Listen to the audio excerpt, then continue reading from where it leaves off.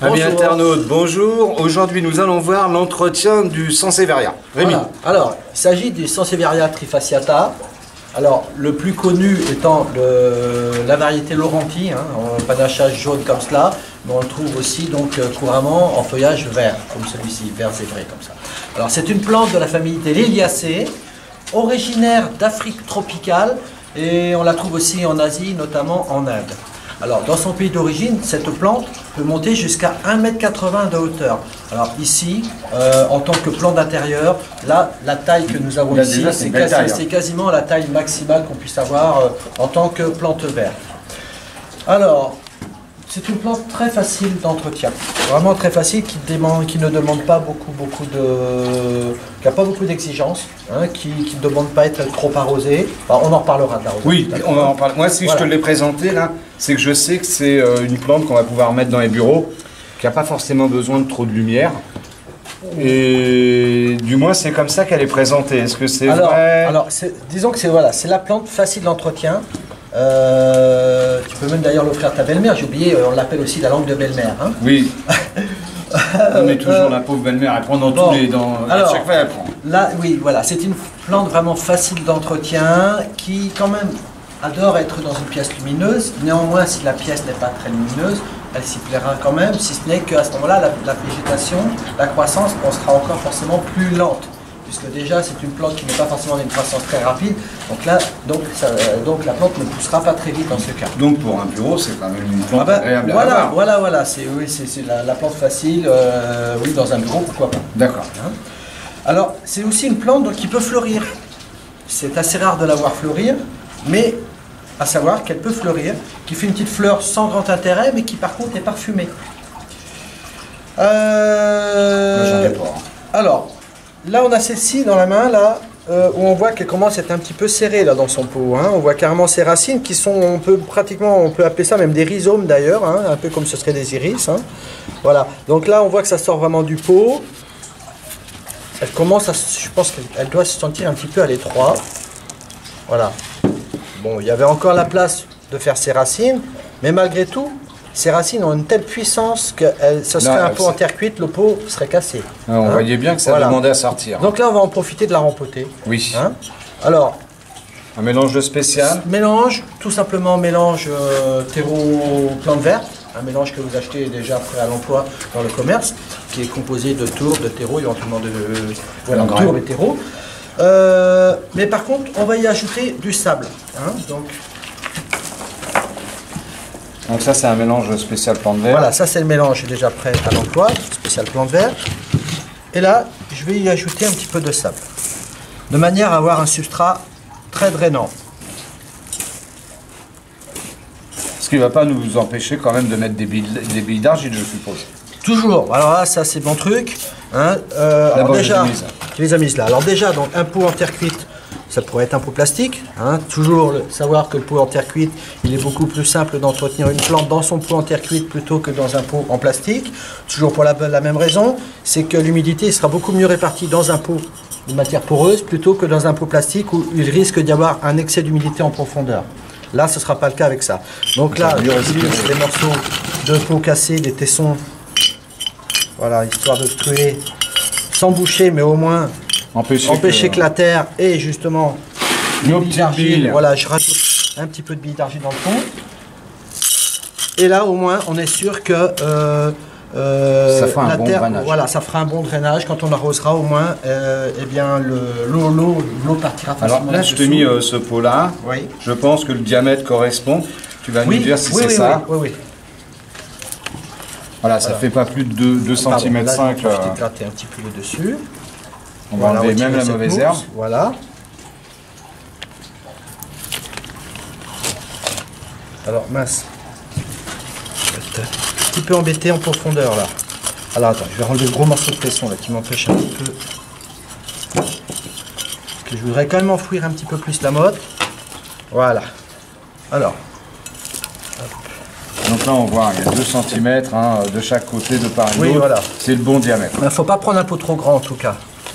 Là, au moins, on va être tranquille plusieurs années, là, hein, sans avoir besoin de la rempoter. Donc un substrat léger, aéré, plante verte. Donc là, on voit quand même que c'est bon, c'est facilement réalisable. Alors, il ne faut pas hésiter hein, à bien appuyer, parce que comme la plante est plutôt tout en longueur, si on n'appuie pas bien à la base, elle aura tendance un petit peu à se coucher. Hein. Donc, on en profite même pour du coup resserrer un petit peu les pousses entre elles, de manière à donner toujours un aspect de cette plante, quelque chose d'esthétique.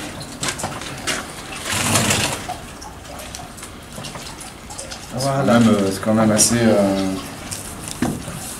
dur, hein. Non, ça va? Faut pas avoir peur. D'accord. Voilà. Alors, on va la tenir, Rémi, dans une pièce à combien de degrés? Alors, idéalement, oui. Il ne faut pas descendre en dessous de 10 degrés. Hein, l'hiver, évitez comme que la plante soit dans une pièce à moins de 10 degrés. Jusqu'à 10 degrés, ça va. Après, ça peut aller jusqu'à les 24, 25 degrés, voire même plus, hein, puisque c'est une plante qui adore la chaleur de toute manière. D'accord. Son exposition? Alors, exposition soleil. Hein, une pièce lumineuse, même en plein soleil, il n'y a pas de souci. Ces fréquences d'arrosage? Ces fréquences d'arrosage, comme pour toutes les plantes, touchez la terre. Vous laissez bien la terre ressécher entre deux arrosages. Ne maintenez surtout pas la terre humide. Il vaut mieux plutôt que la plante ait de temps en temps la terre plutôt sèche, plutôt que d'avoir une terre toujours humide. Donc on va la laisser stresser. Hein. Nous, c'est dans le jargon, c'est ça, voilà, on laisse les plantes stressées. Alors, contrairement à ce que souvent je disais pour beaucoup de plantes, c'était d'avoir de l'eau en permanence dans la soucoupe pour créer une humidité atmosphérique. Pour celle-ci, il ne l'est pas indispensable. Donc il n'y a pas besoin. Voilà. Alors, on met quand même des billes d'argile dans le fond, toujours, par simple précaution, puisque comme ça, quand vous allez arroser entre la couche de billes d'argile que vous avez dans le pot, plus les billes d'argile que vous avez dans le fond de la soucoupe, eh bien au moins quand vous allez arroser, eh bien on est sûr que là au moins les racines, elles n'aient pas contact direct à l'eau qui est restée par infiltration dans la soucoupe. On risque pas du coup d'avoir un excès, tout au moins une pourriture des racines. D'accord. Et je reviens sur l'arrosage. Là c'est une plante grasse, donc il n'y a pas besoin forcément de l'arroser tout le temps. On peut la laisser souffrir 2 semaines? Ah oui. Là, si vous partez en vacances, si vous l'arrosez avant de partir, vous pouvez y revenir donc 15 jours, 3 semaines après. Là, ça sera bien. Il n'y a aucune inquiétude à avoir. Voilà. C'est la plante facile. Hein. D'accord. Vraiment la plante très facile. Hein. Voilà, les fréquences d'arrosage, c'est très important. Voilà. Donc là, bien, c'est même pas nécessaire de la baigner, de la tremper. Hein. Voilà, le peu de simple arrosage que je fais là. Voilà, ça suffit. Ça suffit. Alors, pour ce qui est de l'engrais, l'engrais. Pour ce qui est de l'engrais, comme il faut leur donner à manger. Hein. Comme pour toute plante, également cette plante-là, même si je disais tout à l'heure que la croissance n'était pas très rapide, justement, elles ont plus quand même aussi pour lui mettre de l'engrais. Alors, soit vous prenez de l'engrais liquide, type AgroFlash ou autre. Hein.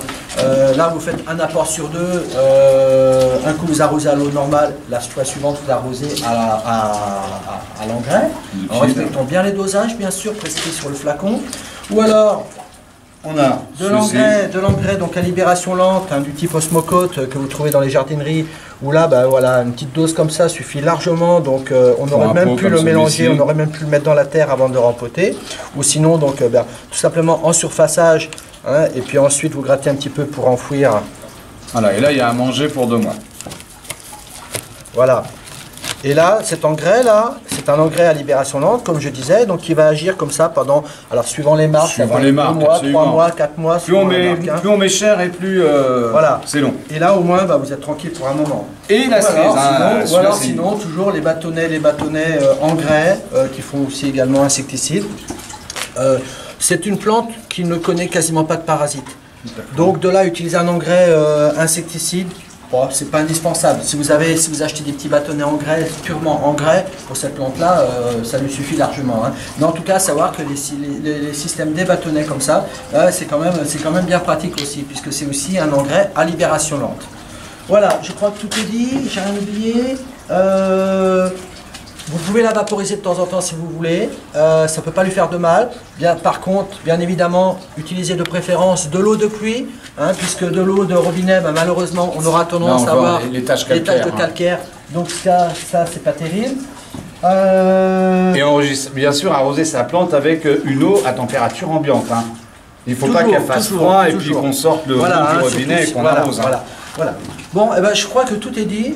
On se reverra sur une autre vidéo pour proposer éventuellement de voir comment la diviser. La diviser, oui. Hein, puisque là on a une plante là qui est un petit peu qui aurait grand besoin d'être empotée, donc ça sera l'objet d'une autre vidéo.